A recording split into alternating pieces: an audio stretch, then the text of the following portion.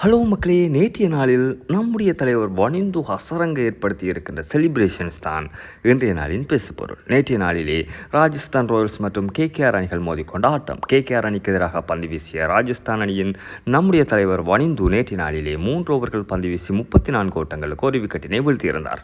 ஒரே ஒரு விக்கெட், அதுவும் தலைவர் அஜிங்கியா ரஹானேவின் விக்கெட்டினை வீழ்த்தி அசத்தியிருந்தார். விக்கெட்டினை வீழ்த்திய மகிழ்ச்சியில் வனிந்து புஷ்பா செலிப்ரேஷனை நிகழ்த்தி மிரட்டியிருப்பார். அந்த செலிப்ரேஷன்ஸை பார்த்த ஃபேன்ஸ், இந்த செலிப்ரேஷன்ஸ் உனக்கு தேவைதானா குமார் என்பதாக கலாய்க்கிறார்கள். உண்மைக்கும் தேவைதானா இந்த செலிப்ரேஷன்ஸ் என்று கேட்டால் ஆம், தேவைதான். மிக முக்கியமான ஒரு விக்கெட், அதுவும் அஜிங்கியா ரஹானே, கேகேஆர் அணியின் கேப்டன். அந்த விக்கெட்டினை வீழ்த்துகின்ற போது இந்த செலிப்ரேஷன்ஸ் நிகழ்த்துவதில் தப்பில்லையே என்பதாக இருக்கிறது எம்முடைய விவாதம். தலைவன் பேட்டிங் வந்தாலும் ஒரே ஒரு பந்து வீச்சிற்கு தான் நின்று தாக்குகிறார். அதே மாதிரி விக்கெட் என்றாலும் ஒரே ஒரு விக்கெட்டுடன் நின்று விடுகிறார்.